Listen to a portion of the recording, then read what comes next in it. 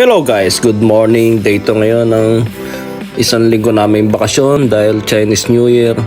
Ayan, ang aga ko nagising dahil kahapon, maghapon ako natulog, tapos magdamag na naman natulog. Ngayon, pangalawang araw ngayon ng aming bakasyon. Chinese New Year ngayon dito sa Taiwan. Ayan, nag-iisip ako kung anong gagawin ko. Tapos, ayan, habang nag-iisip, cellphone ng konti, tapos mamaya babangon na rin ako niyan. Umuulan na naman. Pangalawang araw nang naulan dito, buong isang linggo yata ng Chinese New Year, uulan. Kaya hindi makagala, nakakatamad, ang lamig pa.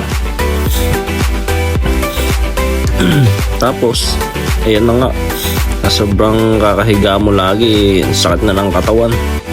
2 araw pa lang yan, para na yan, 7 araw yung pahinga namin. Galing ko mag-exercise, no?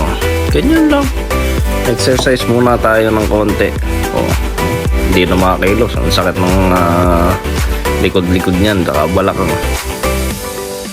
Ayan. Saka kahapon magsalita ng tuloy-tuloy. Ayan. Tapos ayan, inuubo-ubo pa. May simpon pa na konti. 1 linggo na.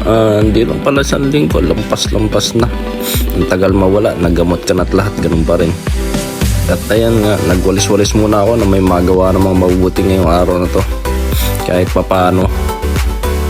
Tapos naisip ko, maghanda muna ng aking agahan. Kaya may chocolate bread ako, tapos kape, okay na yan.